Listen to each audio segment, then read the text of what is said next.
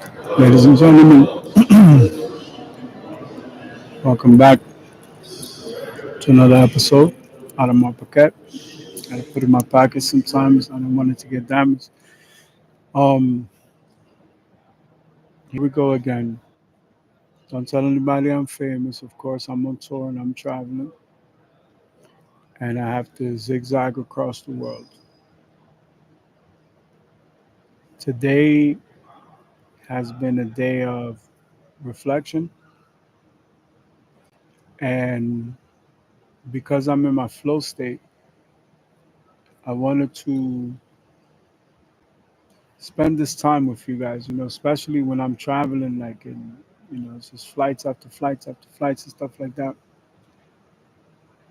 I want to let all of you know how appreciative I am for everything that you guys mean to me in my life. I mean, one quick second, I'm going to check something because one of my advisors gave me some good advice.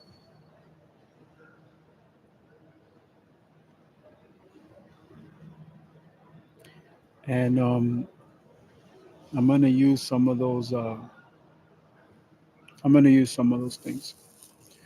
So I guess I'm using automation to improve a lot of my processes because with technology, you have to process all the data and then process it through the technology and then work to get the result that you're looking for. But where can we start to set a baseline?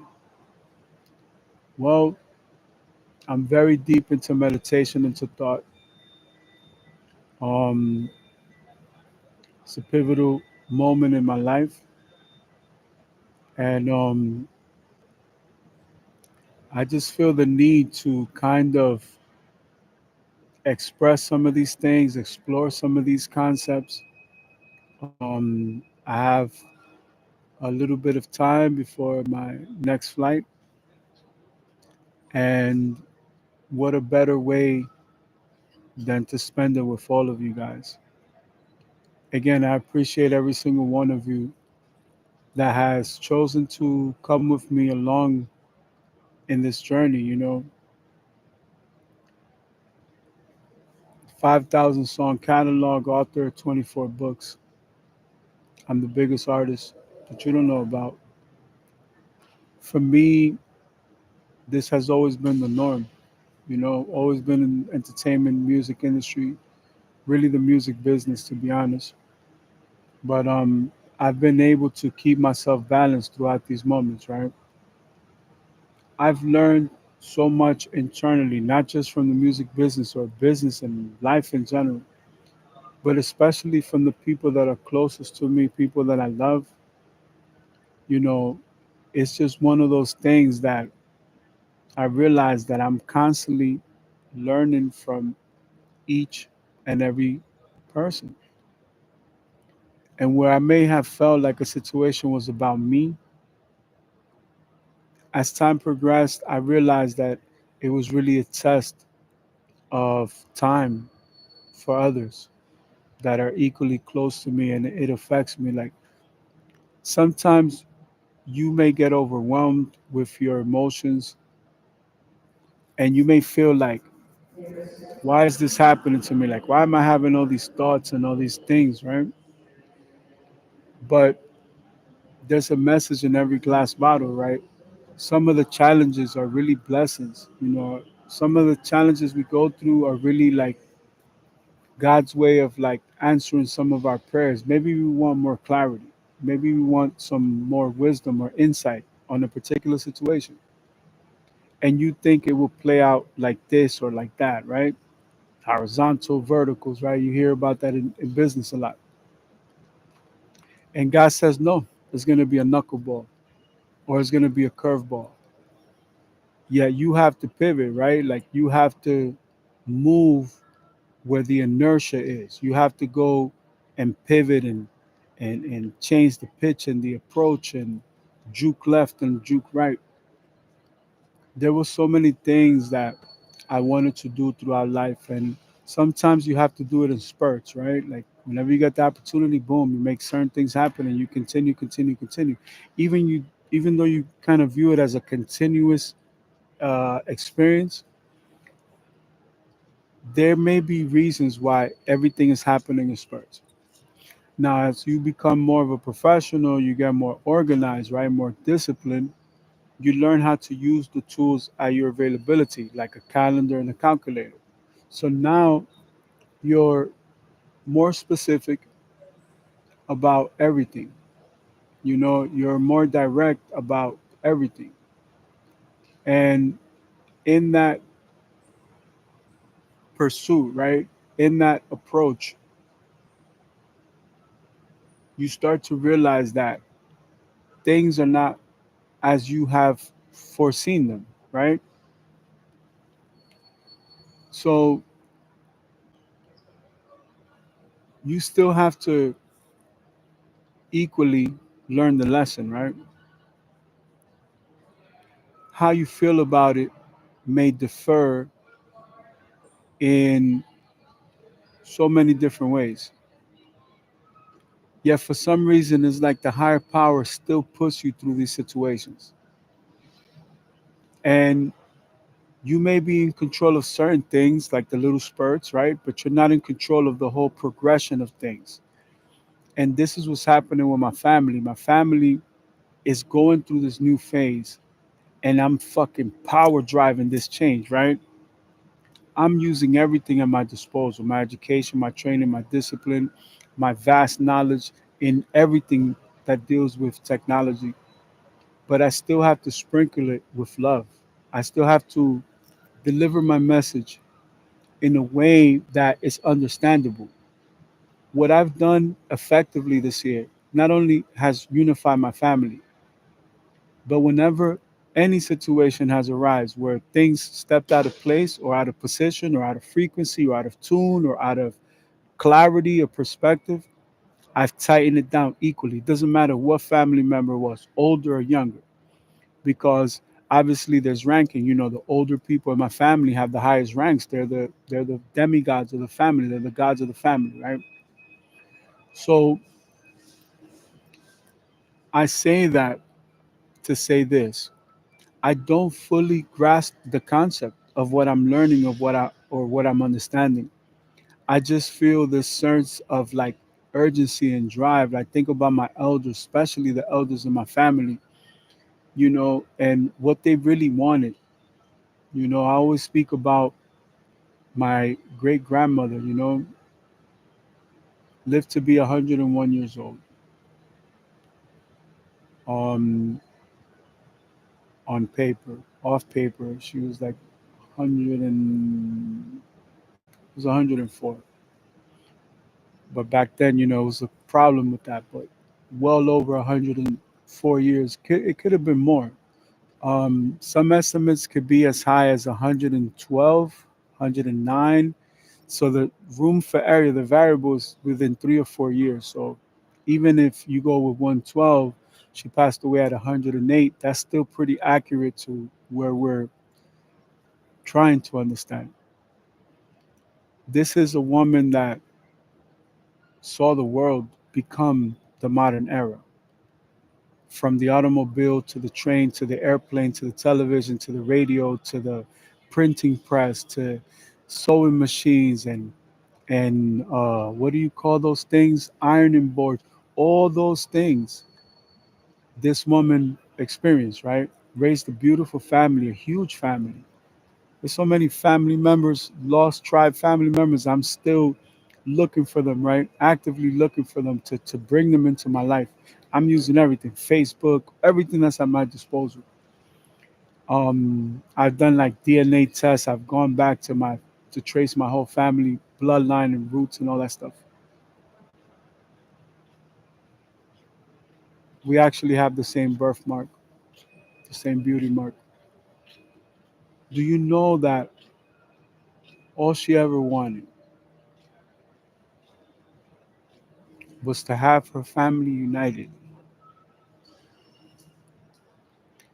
With my 5,000 song catalog, with my 24 books, with all the great, beautiful attributes, blessings that God has blessed me with. That is my struggle, my challenge every single day. And I could want nothing more than to see my family united. I don't know how I'm going to do that. I don't know if it's going to be World's Guinness record deal with Sony, Warner Brother, Universal, Hypnosis, motherfucking BlackRock or Blackstone. All I know is that every day I'm going to give it my best. I'm going to pray hard. I'm never going to give up. And I'm never going to stop. You know, I made a promise, like a Kabbalah. I made a pact with my elders, and I've held myself to that higher standard, you know, during the entire process. And I don't have any intent or desire to change that. I put such a big, heavy burden on myself since I was very young. And you ask yourself, yo, why do you do stuff like that? I don't know. That's just the way God made me. That's the way He built me. That's what's in my heart. You know, when I started this project, I wanted to show people the magic behind the magic, how everything happens behind the scenes. I said, you know what, I'm gonna bring you guys from now to we take the company past a few $1 billion, right? It reminded me of when I started my radio show, right? And I started my podcast, even though I loved every part of it, there was an insecurity. I didn't feel comfortable speaking in public. I didn't want to show the media or whatever, my personal life, because I've lived a private life for the longest time, over 20 years. Yet it was my way of challenging myself, pushing myself out of the comfort zone. You know, I lived very sheltered, like private neighborhood, 18-foot walls, private gate and in the state, beautiful pool, beautiful landscape. I could play my music, I could work on my cars, I could race my cars. Like it's just my own oasis, right? No TV, no phone, no internet, none of that. Like when I go to my empire, my oasis, is just peace and tranquility, right? It was hard, I was under pressure from my colleagues, my peers, some of my clients, my students, my business partners, society, social political pressures. And I was afraid, well, what if I say this? Or what if I say that? Is it too left? Is it too right? Is it too up, too down? And I recognized that in pursuing that fear was my freedom, right? Basically, in doing something that I was afraid to do, I was stepping closer to true freedom, where I could just be myself. Little by little, and starting with Bitcoin and cryptocurrency. Start the podcast, start the radio show. I get sponsorships. I'm doing marketing. I'm using it for business. The shit is just amazing, right? I realize how ahead of the game I really am when it comes to life and business. The world had never had a glimpse. They never had an opportunity to see these things. When I started my podcast, it was so small and so low budget. I had to email it to people directly to their emails. Like I was doing, uh, I think it's called mail marketing. No, email marketing. When it was already like the world had moved on, right? Or not that it moved on. Let's just say that the strategies that they use or the way they do is a little bit different. But little did I know that I was unlocking the future because look at today. These skills and those attributes, the things that I learned, those elements that I was able to kind of put together, made me the person that I am today. I don't think I would have written 24 books if I was afraid to speak in public. Now, I was always kind of biased too because as an artist, As you can see, I'm on a stage right now. I'm on the side. Well, I am still on the stage. You guys probably can't tell. I'm not gonna move, but I'm charging my thing. You know, I always felt like I trained my fan base, like, yo, when I'm off stage, everything turns off, right? So I wouldn't mind performing in front of a million people, you know, whether it was a live crowd or online, right? Because I'm an artist and that was my comfort zone. But on stage, I'm giving you my art, my creativity, my soul. I'm pouring everything into my music, right? On a radio show and podcast, it's not the artist. I'm not just giving you art. We're talking about retirement and investments and business and technology and psychology and life and this happened, and that happened, current events. Now I'm completely out of my comfort zone. Eventually, I had to face the point of stating my own opinions and standing on, what my perspective was. I knew that some people would understand and some people wouldn't, but that also became a part of my growth and kind of my development as a human being. Again, today I could do this shit and it's easy because I can perform in front of 100,000 people that are live. And sometimes overseas, two, 300,000 people. There's no way to tabulate if I go to a village and fucking 500,000 people show up. But I don't have a problem going on stage because it's my comfort zone. Doing the podcast was not my comfort zone at the time. I can do it. It looks very easy now. It comes very natural because I've been doing it for, my entire career, or at least when I got modern, when I got hip to the technology, right? And little did I know that making that one decision, that little baby step, led to the giant leaps and led to me going in the direction and the trajectory that I'm at. Um, One of the many things about having true talent is that I'm gifted in so many things, right? So I could play basketball and football and baseball and do martial arts and work on computers and engineer and design. I could do all these things, right? I was even afraid at the time to show that to the whole world because even with my business partners, which became my family, they had no idea that I did all these other things, right? So as time progressed, they're like, "Yo, man, but you're kind of really good at that. I kind of like what you did over there." So now it built up the brand, right? Everybody's like, "Yo, if you need business advice, this is the person that owns the company that will get your business to scale, expand, and whatever." And I never did it with none of that gimmick bullshit. Okay, you have to pay a subscription. You're gonna listen in to some fucking phone calls. I don't knock it, but to me, it's bullshit. If you ask me my personal opinion, I think it's bullshit. I'm gonna tell you why. You pray all your life, you work hard, sacrifice, blood, sweat, and tears. God gives you the blessings. You figure out the formula. You got the cheat code. You know how to, you know, you know how to run a 440 and a 220, right? You're not grateful to the universe. Why? Do you think that that energy is always going to stay with you when you're not showing gratefulness back to the universe?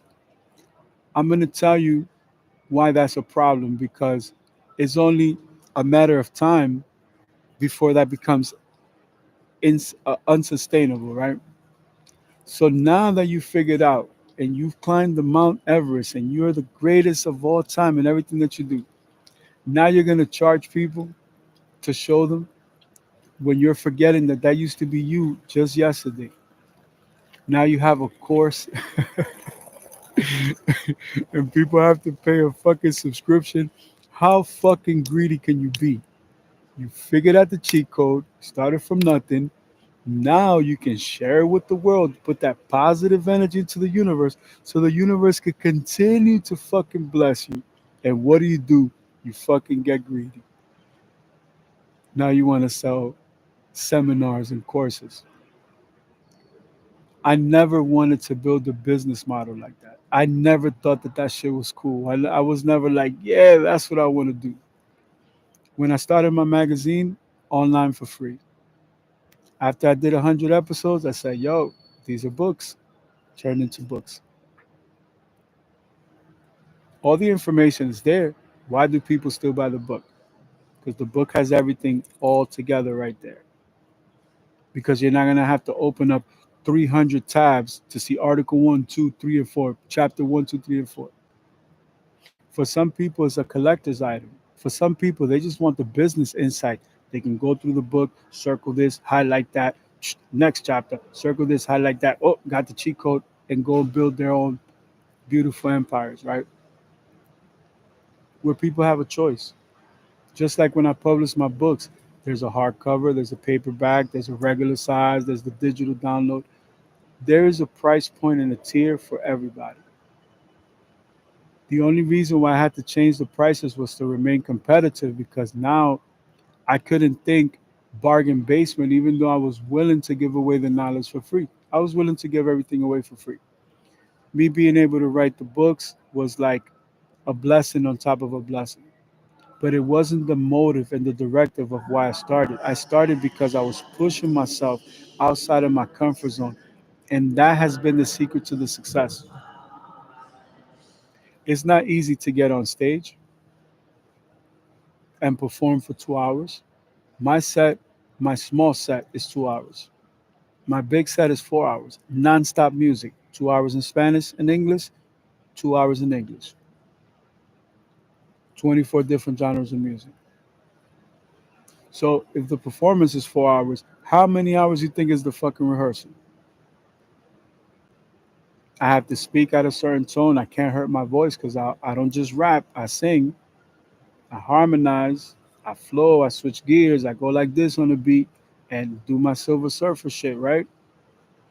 Do my time traveler shit, go to the future, come back. Y'all don't realize, right? I'm coming from the year 99, 98, but then I gotta go to the year 1000, then I gotta go to the year 3000, I gotta go back. Gotta go chill with the dinosaurs, smoke a blunt, and come back, right? How many more things can we unlock if we push ourselves outside of our boundaries or our comfort zones? Sometimes the hidden secret to the success isn't pushing yourself to do shit that you don't want to do. God has a certain way of doing things, right? You want to make it play in Major League Baseball. I put this in all my books. But God makes you a wise investor. You invest in a hedge fund and you become a multimillionaire. Can you really be mad at God? You say, God, yeah, you know what? I made 700 million, but I didn't do it playing baseball. I did it through a hedge fund. You really can't be mad at God.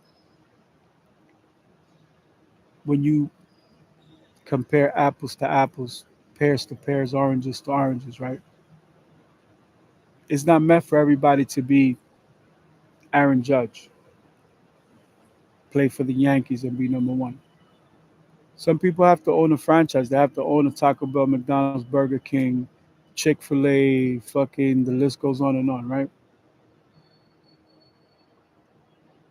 We may never understand fully, but sometimes it's in doing those things that you achieve success. So let's say somebody is a great athlete and that's their whole life and things just don't work out. But they go to school for business and they become a sports agent or management or, you know, product placement developer. Who knows? They fucking developed the new Bubble Crush, which became Color Switch, which then, another company starts Candy Crush and then fucking Angry Birds and whatever. You don't know. You know, I can give you an example of a gentleman that hated construction, but kind of did it because it was the thing to do at the time. But then got into real estate. Boom, multimillionaire like this. It wasn't stepping out of his or her comfort zone, getting into construction, to get into engineering, to then get into real estate. Home run.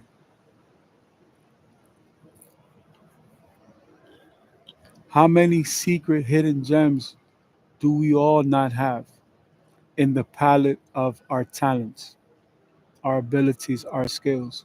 Some you're born with, some you can be trained on, some you can learn, some you can improve on. There is no one clear cut set formula.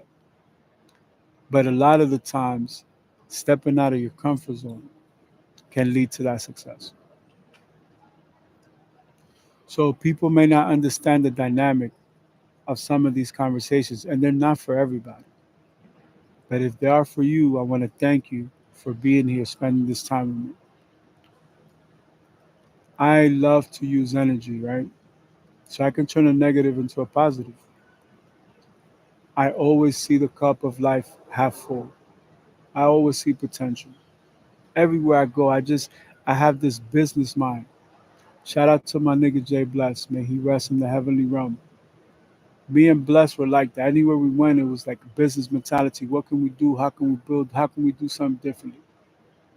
People would try to play us and downplay what we were doing, but we knew, our power, like what we were really doing, right? And I got so used to that, right? To the point where I felt like it's similar to having a college education, right? I'm a PhD, doctorate, multiple subjects. You tend to believe that everybody has an education. You just assume that people reach the echelon in their life where they're like, you know what? I need a higher education for myself, for my future, for my loved ones, for my dreams, my goals, my aspirations, what I'm trying to do.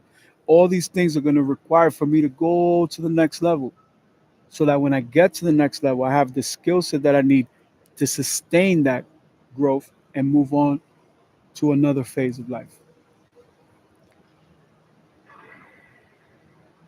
Why is that important? Because you realize that everybody doesn't have an education.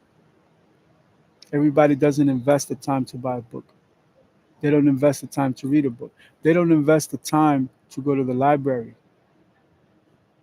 You know you can go to the library without a library card. You just can't borrow the books. But if you borrow the books with your library card, you're part of 1, 2, maybe 3% in the world. At least speaking in the United States. I don't know the international figures. I continuously ask people how much is a library card. The answer is free 99. Yet people don't make that investment because they don't want to step out of their comfort zone. So now I'm applying the example that we started with, and we're applying it to education. What if all you had to do was get a library card? No, let me make it simpler for you. What if all you had to do was go to the library? No, I'm gonna make it even easier for you. What if all you had to do was go to the library and just use the internet and start reading? Start looking for all the free educational courses and classes and business and forums and groups of people and communities, and let me contribute to the collective of other people's dreams and projects and goals and aspirations and whatever. People don't do it because it's not their comfort zone. Yet that could be the secret to the success. One of my mentors, owner of the Yankees, he's the owner of the Yankees today, billionaire, because he cleaned some dirty dishes.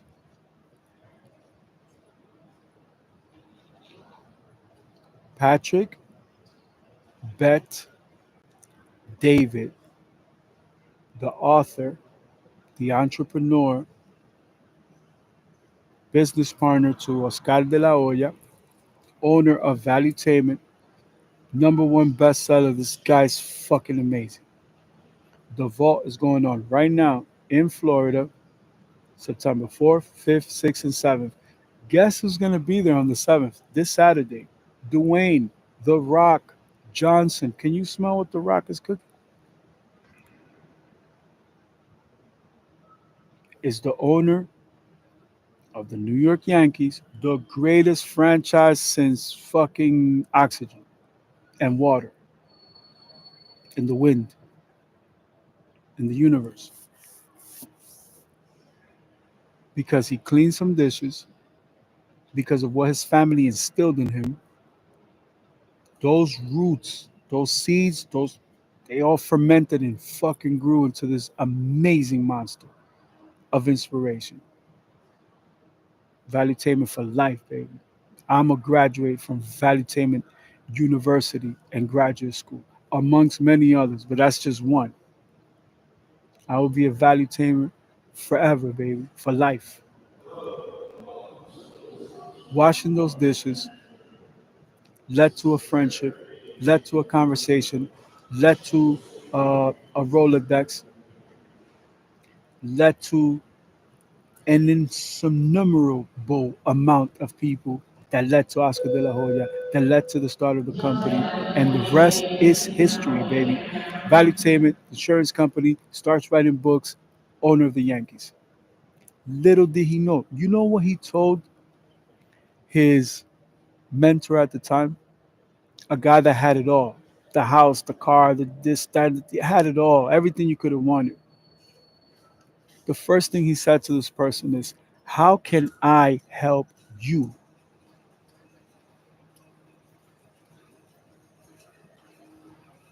How can I help you? Not help me, not extending the hand, not waiting for the sky to fall. He asked him, in his position of privilege and power, he said, Your Highness, how may I be of service to you?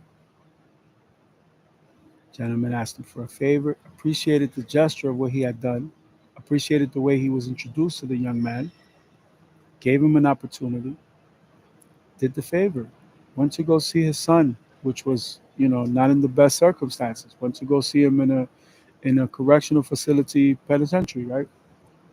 Maximum security penitentiary. Took months to get approved just to go see this gentleman's son, who had done some, not the best things, and had gotten in trouble and was like the disgrace of the family, even though the family is super rich, super, super successful. So there can be failure in all verticals or horizontals. Okay. That led to an opportunity, led to a Rolodex, led to Oscar de la Hoya. Company starts, boom. Billionaire, owner of the Yankees. As great of a job as his parents did, even if at that moment Mr. Bet David had to step out of his comfort zone and do what was right, everybody came and everybody ate and everybody indulged and everybody enjoyed and everybody this and everybody that. Nobody wanted to do the dishes. Those dishes held the ownership to the New York motherfucking Yankees.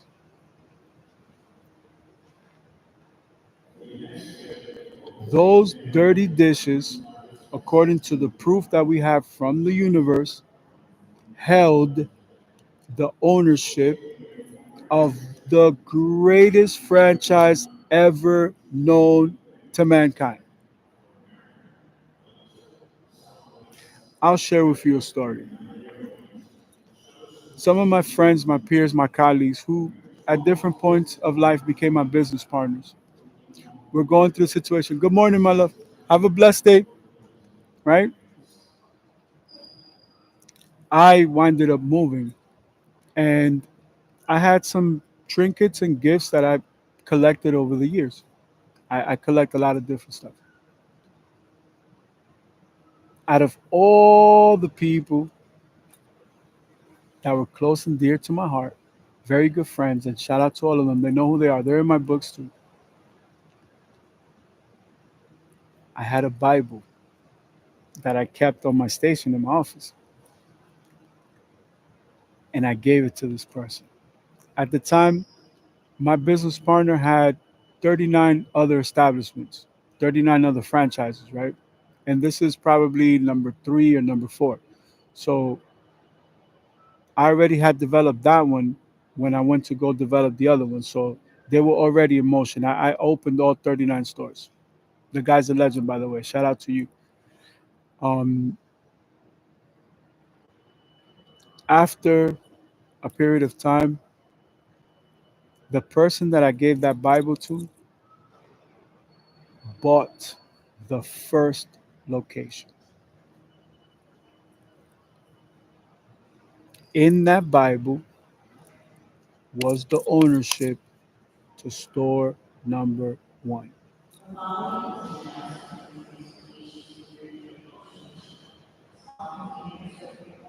Isn't that amazing?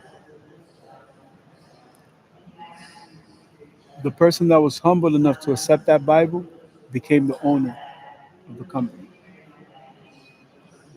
It doesn't happen by coincidence, ladies and gentlemen.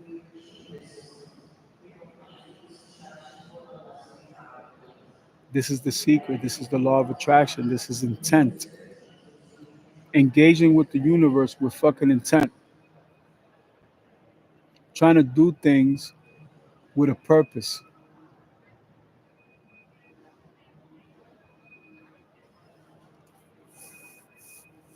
Where's your franchise? What element or aspect of you changing your comfort zone is going to lead to that fucking home run out the park? Gone. They thought he was a bad motherfucker when he was building the shit and got it to 1 billion. That nigga said no, double or nothing. Let's go get the Yankees, baby. Can you imagine how his parents, his father, Mr. Bet David Sr., must have felt? He promised his dad one day, the whole world is going to know your last name. And they're going to know that I'm your son. Patrick Bet David is living the dream. And I looked up to people like Floyd Mayweather Jr. I thought guy has it all. No, Patrick Bet David has it all. Why? Because in the process, he wasn't selling you brochures and courses and none of that bullshit. Everything on Valuetainment was free. Every fucking warrior, savage, sage avatar of business that may have been even worse than when Mr. Patrick Bet David started could easily join. You think I could afford to buy anything? I couldn't afford to buy a t-shirt in that university. But it made it to my books. It impacted the fingerprint of my life, my soul, my spirit, my being, my existence, my everything. And when I go back and I revisit those lessons, I am fierce. I become even stronger. If I want to go Super Saiyan level 5, 6, 7, 8, 9, I go back. I call a spade a spade. I'm not afraid to give somebody their just due. If I could summarize everything about Patrick Bet David, it was washing those dishes. It was thinking outside the box. You know, I have friends that own businesses, small businesses. They don't have to tell me. If they welcome me in the business, you'll see me sweeping, cleaning, and helping with the clients and throwing out the trash.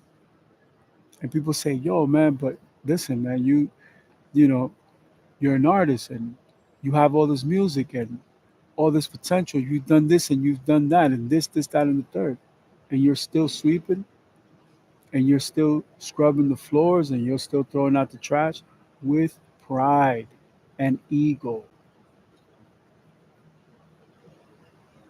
I don't mind working hard. These are very powerful hands, perfect knuckles that God gave me. Floyd Mayweather Jr. always wished he had my hands. It's not gonna happen, baby. These right here were the magic behind some of those. This is the guy that he got that from. Another conversation for another time. It was stepping out of the comfort zone. It was not accepting what the fucking universe threw at me and said, "This is life. Here it is." And I'm like, bullshit. I see some fucking Paganis over there. I see some Remax over there, a few Bugattis over there. Those are the real Ferraris. Them shits are $7 million. Why the fuck you trying to sell me a $500,000 Ferrari? I should be insulted that you're selling me a $500,000 Ferrari. But of course, I sell Ferraris too. Another one of my investments. But let's stay focused. I also have $150 million Ferrari collection at my disposal for sale, baby. The only one I'm missing is the F50, and I have three friends that have two cars. So talk to me, we can make it happen. But this is not a Ferrari video. But shout out to everybody in Ferrari uh, in Florida. So, what is it that drives or motivates a person to reach that echelon where you can see this kind of like an upper echelon? What do I have to do? I know how hard I had to work to get here, but what I have to do to go from here to like right here? Because we already have the vision, man. If I can get to right here, I can get here. Then I could do this. And then I could lift myself up. You get what I'm saying? What are these driving factors, these external things outside of us that we need to use, filter, process, and use for our future, right? It's my elders, it's my family, it's my family legacy. This is not about me. I had a conversation with my younger brother. I told my brother, listen, the movie's not about you anymore, man. It's not about you anymore. You gotta change your approach, your strategy in life. Nothing is perfect. There's no such thing as the perfect storm. Do you think I would have over 5,000 records if I was like, well, this has to be perfect? Well, I can't do this without that. No. Flow state. Go in the studio, make music.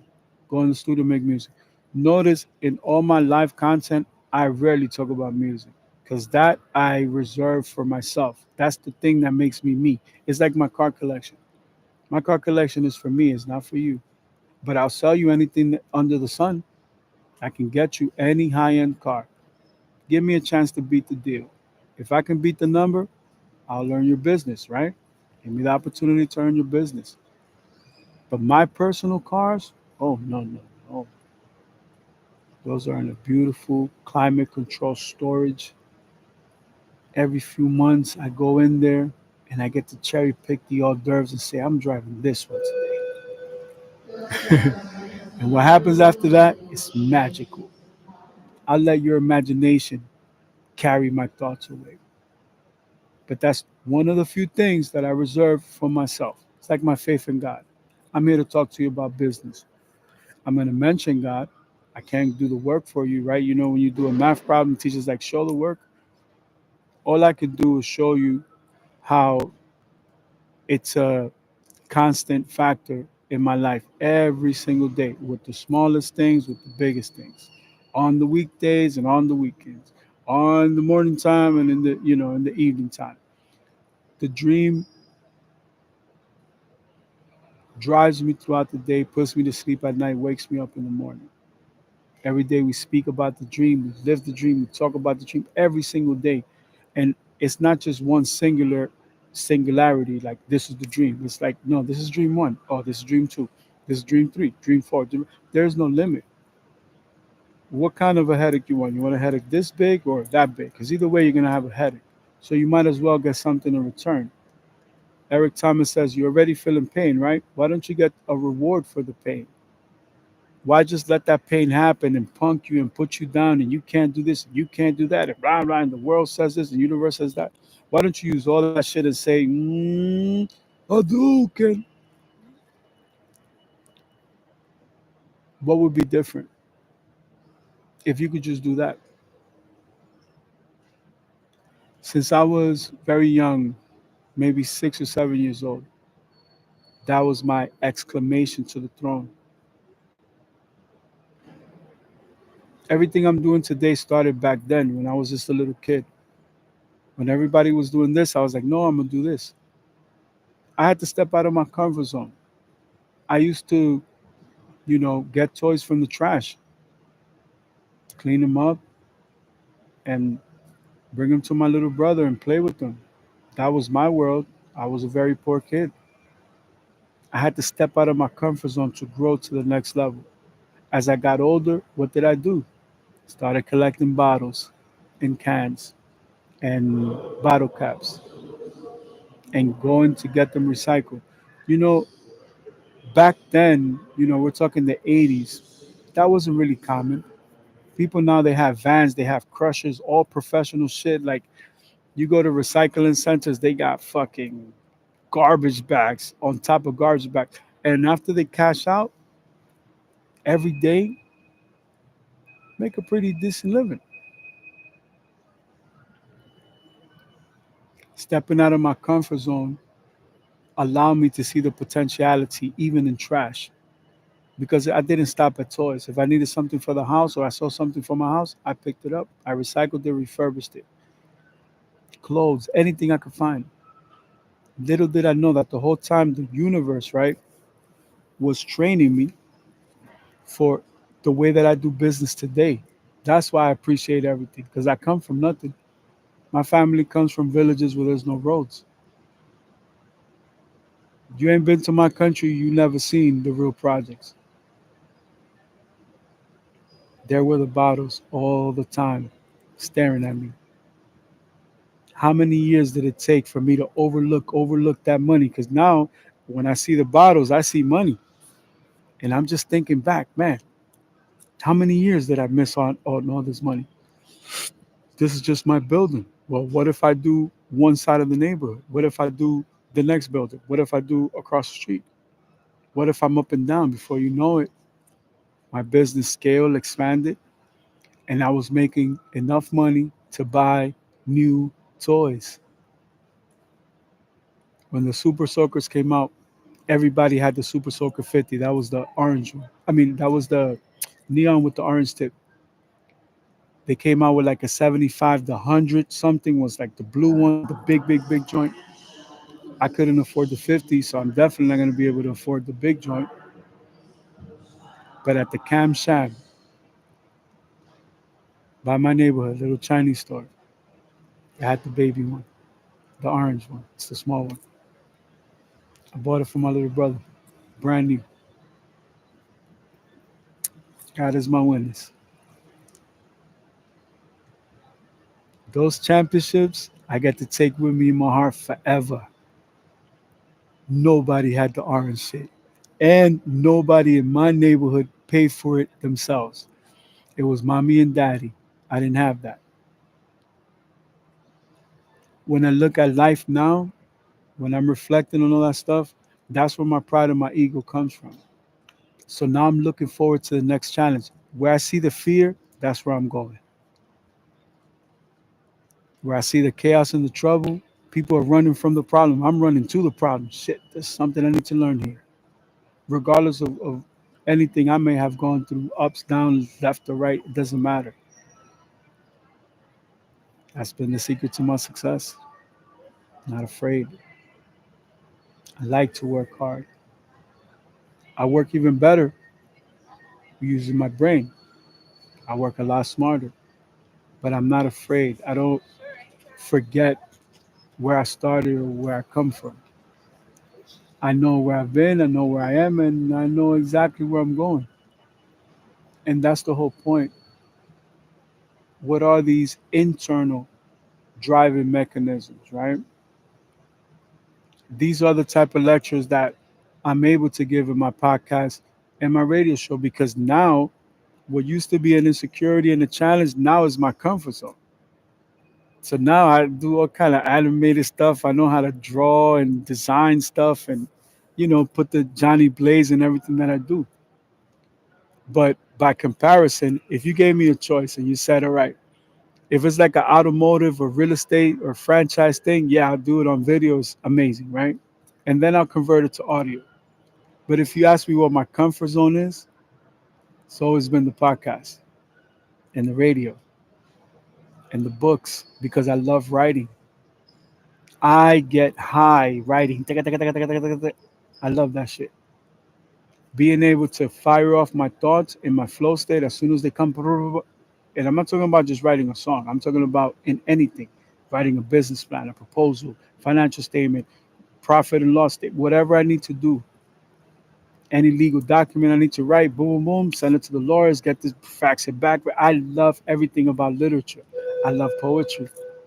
I love musical scores. All these things came from an insecurity that grew to be a potentiality that became the key to the success that is now my comfort zone because I started here and this was my comfort zone. And I didn't do this, I went this way. And now up here, I have another comfort zone.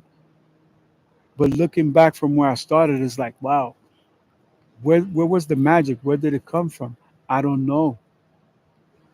What people like Jay Z have summarized it to be is inspiration. When he was recording was it the Black Album? I don't know. No, it wasn't the Black Album. It was the album that had the single with Justin Timberlake. You take the clothes out my bag and I let you. That shit, yo. He said some people are forever inspired. So after so many years of dropping music, and you know I'm the Dominican Jay Z, DR for life, baby. Um, and shout out to Puerto Rico and Cuba because they always get jealous of Jamaica. I love all of you. I love everybody in the world, right? Y'all all part of my team, right? Jedi or Sith, come along, right? Samurai and Ninja, I got love for you. Ken or Ryu, whatever, I got love for you. He said some people are forever inspired, and I happen to be one of those people. Give me one quick second. I have to make sure that I don't miss this flight. But in the anticipation, knowing that I had a small window or time frame, you know, I wanted to connect with you guys and just share that with you because even doing this, you know, practice is the mother of skill, right? Repetition, repetition, repetition. Well, we're gonna tune back in shortly. I'm gonna catch this flight. I have 7 minutes to be at my private jet. Love you guys with all my heart. When you fly private, you gotta wait for these things to fuel. I have a small jet. I can't go too far in distances, but that's okay because in our hearts, one day we're gonna work hard. We're gonna be able to fucking fly across the globe. Right now, New York to Dominican Republic for me, that's like, oh my God, I can't believe I could get there in 2 hours. But